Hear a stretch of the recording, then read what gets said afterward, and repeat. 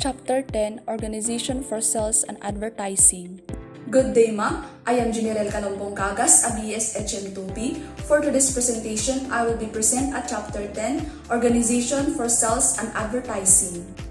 Why sales are important? Sales are said to be the lifeblood of a business. Certainly, without sales, which means orders, a company could not continue in business very long. The continuance primarily depends on the orders that the sales department gets. The only way by which a business can sustain itself year in and year out is by making sales and collecting money from these sales. Selling does not mean merely taking orders. It means digging up possible users of products or services and persuading them to buy.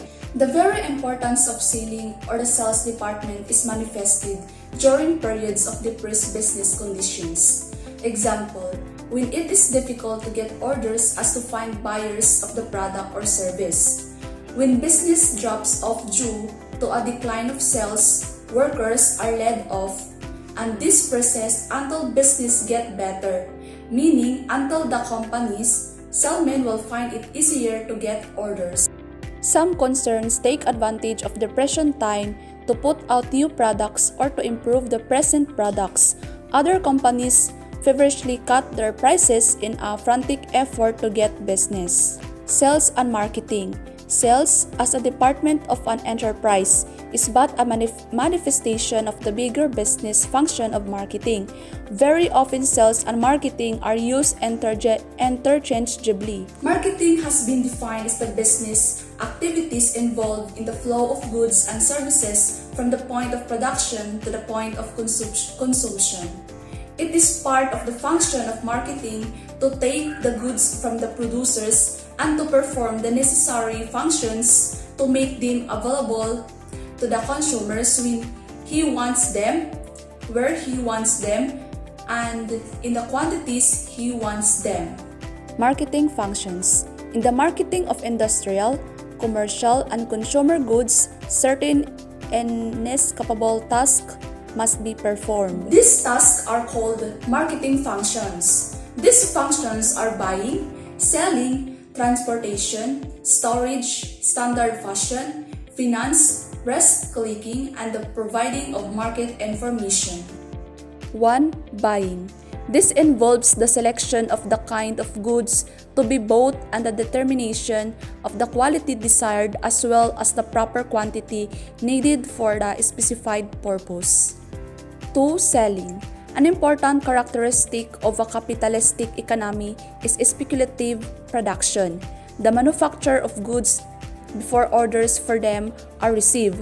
Manufacturers produce the things that they think consumers will want and then try to sell them. For example, toy manufacturers produce their line of Christmas produce Montos before the holiday selling season opens. They hope that consumers will like and buy the things they have made. Selling can be divided into 3 parts, and these are personal selling, advertising, which has been called impersonal selling, and sales promotion, which includes those activities that supplement personal selling and advertising. 3. Transportation. Goods must be transported, in most instances from the places where they are produced to the places where they will be consumed. Transportation has a dual duty to perform. Goods must be taken to the place where they are wanted. This function involves the use of railroads, waterways, motor trucks, pipelines, and airplanes. 4. Storage. Storage is another essential marketing function. In many lines of business, goods are produced considerably in advance of the time of sale, and consequently, they must be stored for varying periods of time. The manufacturer, the wholesaler, and the retailer all store goods to some extent. Hence, all of them perform the storage function. Although many business firms have the facilities for storing their own goods, others hire the facilities of storage warehouse companies. Many of these warehouse receipts to the stores as evidence of the receipt of and custody over the stored good. 5. Standardization. The development and maintenance of standards are of value in helping buyers and sellers to transact business in an intelligent and helpful manner. There may be standards of quantity such as weights and measures and container and can sizes, or standards of quality, which are concerned with such differences in goods as grade, substance, wearability, and serviceability. 6. Market finance. Handling of any economic good in a capitalistic system calls for a method of financing. If the goods are paid for immediately, the buyer must provide the necessary funds, which may be either his own or those that he has borrowed. If payment is postponed, the seller extends credit to the buyer for a period of time and thus temporarily assumes the burden of financing the transaction. 7. Market risk. The mere act of owning goods carries with it the inescapable burden of assuming certain risks in connection with them. These risks arise from the following possibilities, and these are: Number 1, the goods may be damaged or destroyed in some manner. Number 2, they may deteriorate and become unusably useless. Number 3, they may be stolen. Number 4, the price may move unfavorably. And number 5, the goods may be rendered obsolete by new inventions or style. When goods are sold on credit, the seller assumes a risk even though he no longer owns the goods because the buyer may not pay what he owes. 8. Market information. If the businessman hopes to achieve success in the face of the rugged competition that is characteristic of many fields, he must have market information to base his decisions. This information covers such topics as prices, the extent of the market, location of the market, consumer preferences, the character of the demand, and conditions of supply. Place of the sales department in the organization. In manufacturing, mining, transportation, and other similar enterprises, the activity of selling is on a par with the other major activities. As earlier stated, it is one of the two most important business functions, the other being manufacturing or production.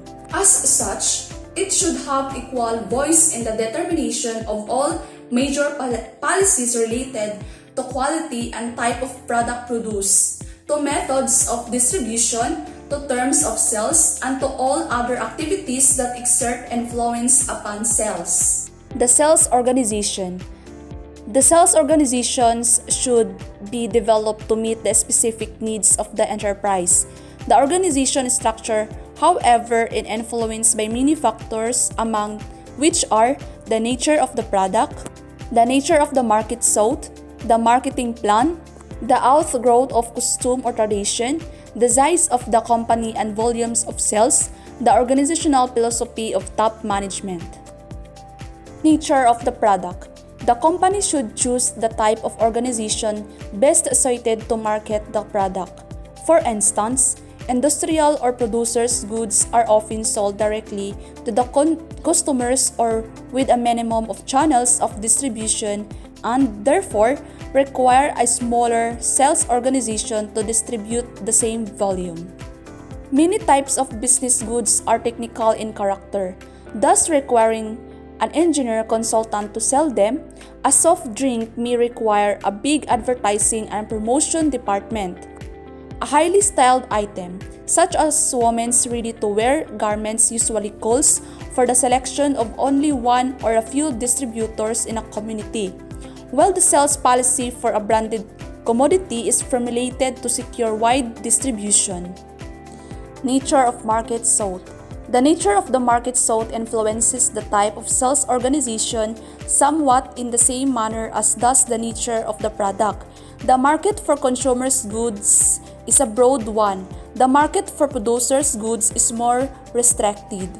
Therefore, a manufacturer who would sell his product in both markets would likely adjust his sales force on a functional basis to meet the various conditions that might arise. High quality and high price items have a limited market. Therefore, the sales organization is built and trained accordingly.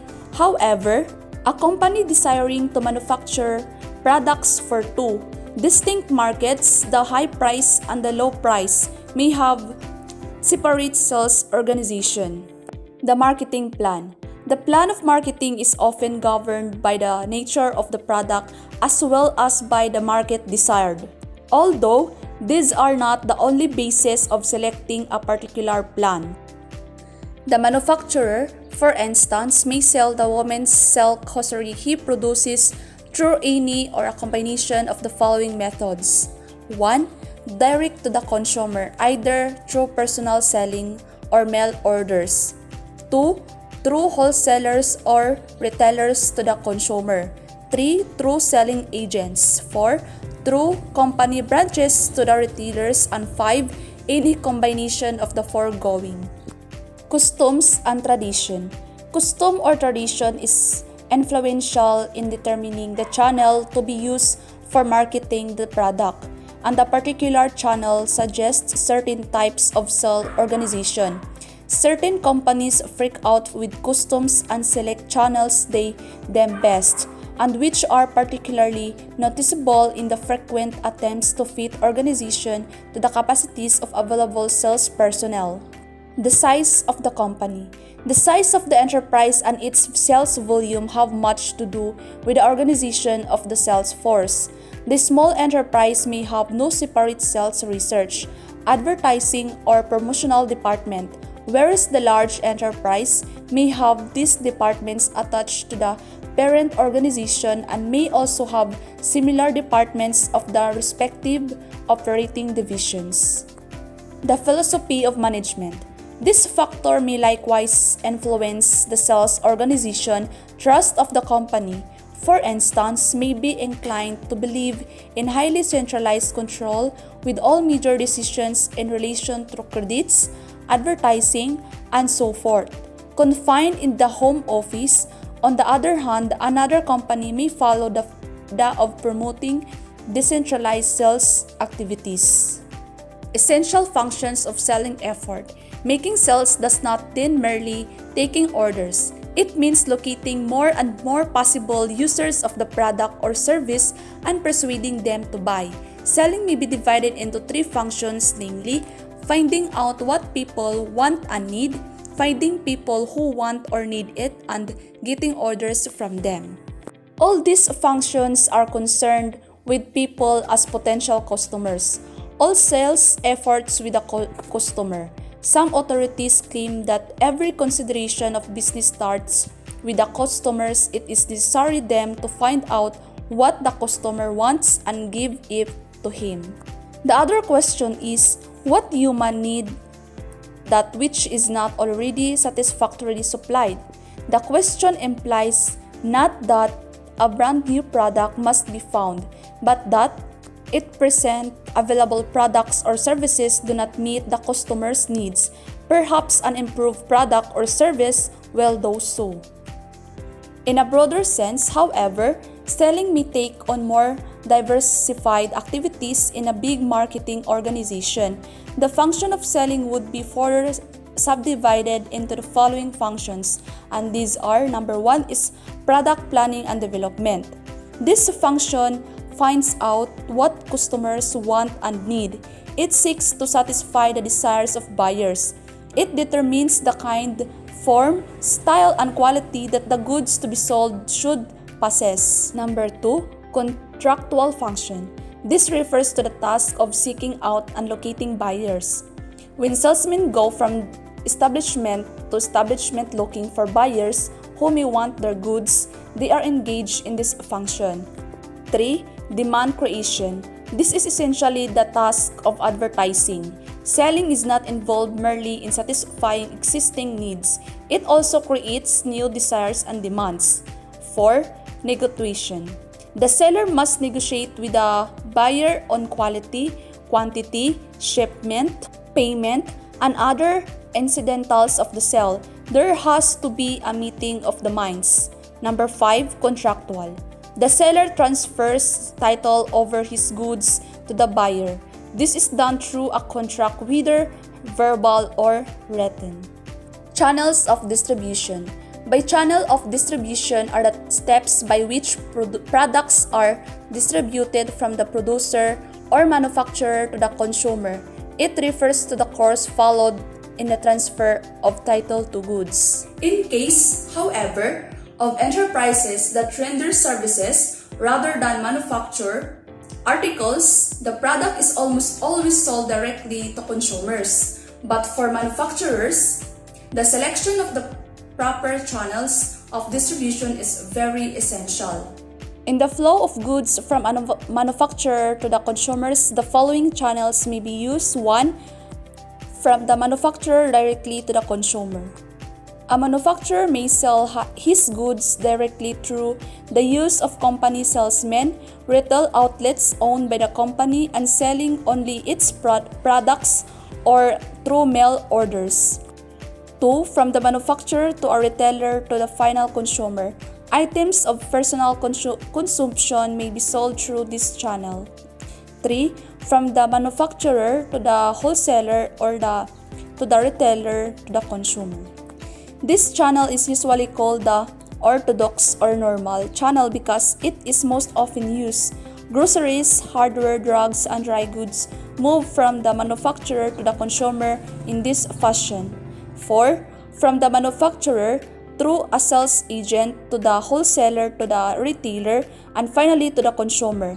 Very often, this channel is lengthened further when 2 or more wholesale or 2 or more retailers are involved in the chain. The work of the various channels makes the marketing function more efficient. We may examine the work according to the following paths that the flow of goods may take. Number 1 is through jobbers, 2 is direct to retailers, 3 is direct to consumers, and 4 through brokers or agents. Through jobbing. The jobber assembles the products from manufacturers, stores them, and sells them to retailers. In so doing, the jobbers assume risks of price fluctuation, obsolescence or damage, and non-payment of credits extended to customers. Direct to retailer. Direct distribution by the manufacturer to the retailers has some distinct advantages, which may be as follows. The manufacturer is able to ascertain better the consumer's desires through first-hand contact with the first point of sale, which is the retailer. Second, the manufacturer exercises more control over the final sale of his goods if he has direct contact with the retailer. He builds his own personal relationships and goodwill, and has a better opportunity to influence retail prices, displays, and other factors that affect the popularity of his product with a customer or consumer. Third, reduced selling expenses are affected if goods are sold to retailers rather than jobbers who were home the goods first and later repacked or shipped to the retailer. Direct to consumers. This channel of distribution is needed for the product which requires a high degree of technical training of salesmen in order to sell it, and when services must be rendered in connection with the product after it is sold. For example, this method is employed by the manufacturer of office equipment such as typewriters, adding machines, and others, the salesmen of which have ability to operate them in order to be able to sell and to provide repairs and reconditioning after the sale. Otherwise, the customer may become dissatisfied. For similar reasons, most industrial equipment is sold directly to users. It is difficult for the jobber or retailer to have men with sufficient training to sell and serve such products satisfactorily. Manufacturers of many types of consumers' goods have used the direct-to-consumer method to some degree. For example, the manufacturers of such articles as brushes, hosiery, and medicine use the direct-to-consumer method. Through brokers of after. The broker usually performs only one major function of distribution. In selling, in contrast with a jobber, the broker or agent usually sells only one type of product. The sales manager may handle the marketing of producer goods and consumer goods. Producer goods, often called industrial goods, are those goods used in the further production of other goods. Consumer goods are sold to ultimate consumers for their own use. Producers' goods are divided into 1. Raw materials such as iron or lumber, cotton, chemicals, or agricultural products. 2. Fabricated parts such as the spare parts used in the assembly of automobiles, radios, refrigerators, and other appliances. 3. Equipment such as machinery, conveyors, office equipment, and the like. And 4. Supplies, which are goods needed in production but which do not enter into the product itself. Consumers' goods are divided into number 1 is convenience good. Are those that customers want to buy immediately with minimum shopping effort where the buyer customer feels she stands to gain little from making price and quality comparisons. Examples are cigarettes, snuff drugs, newspapers, magazines, chewing gum, candy, and most grocery products.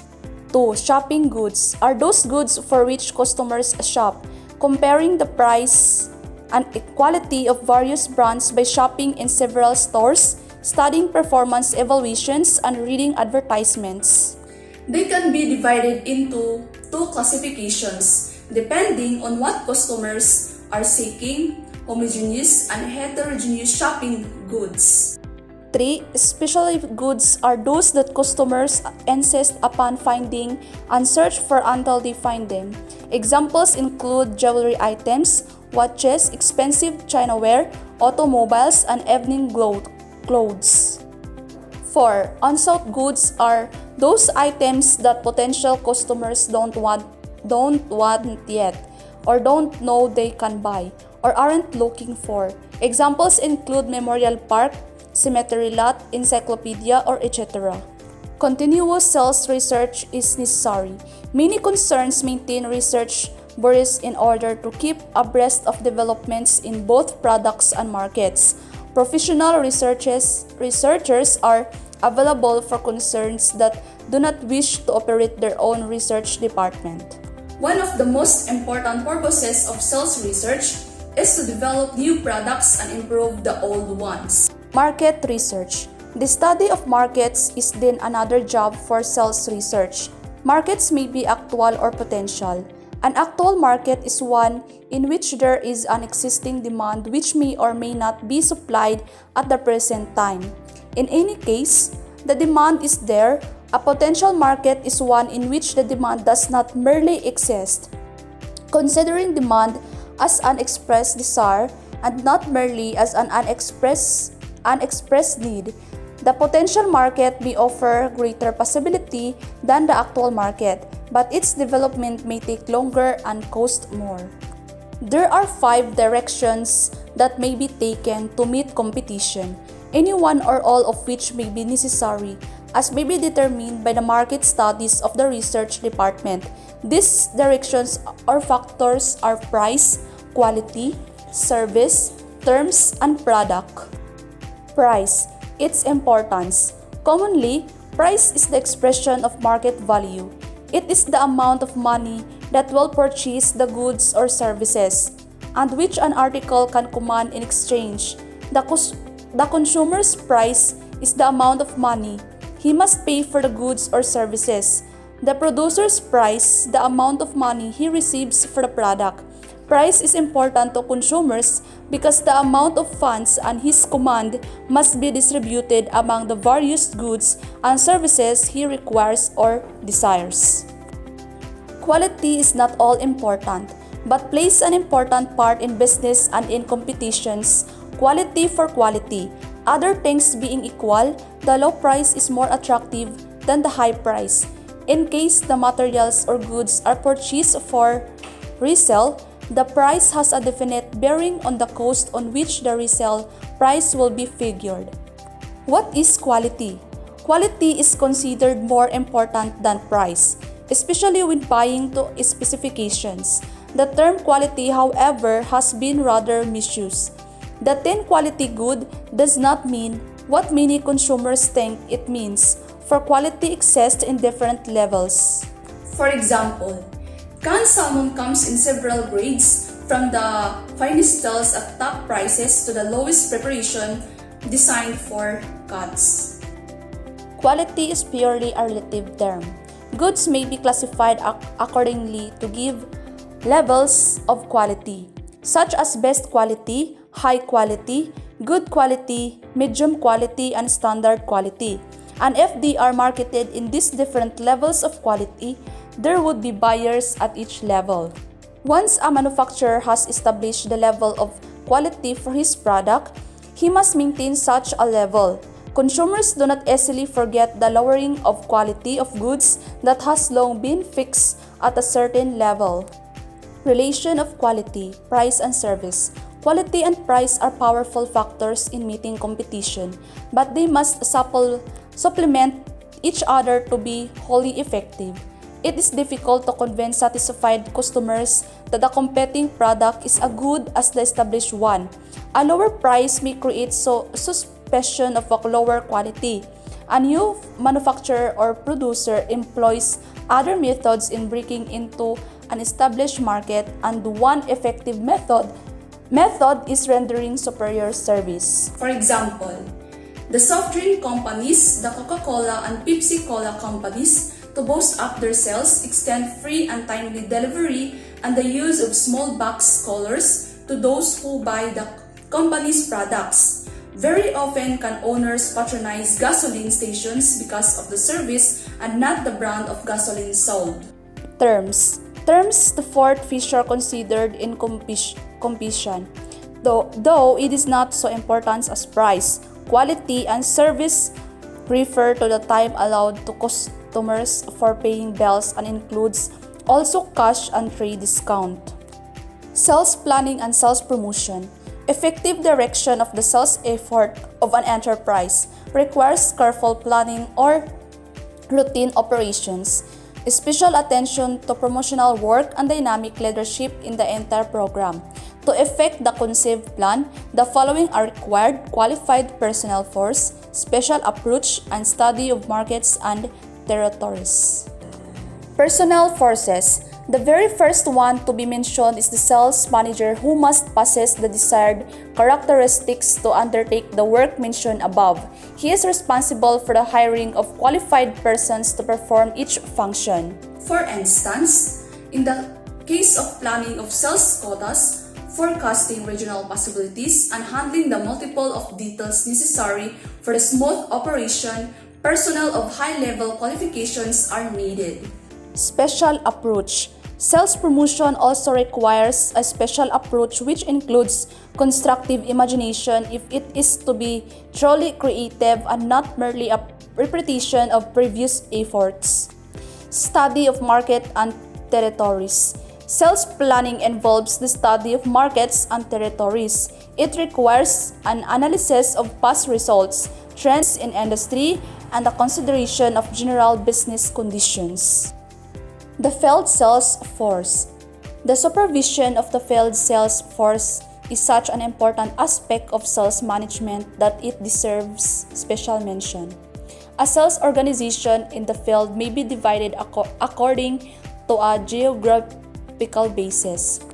Thus, the Philippine market may be divided into the Northern Luzon region, Southern Luzon region, Visayan region, and Mindanao-Palawan-Sulu region. A region in turn may be divided into districts such as the Leyte Samar District, Cebu-Bohol District, and the Negros District. The district may be further divided into field office, each with the staff of salesmen.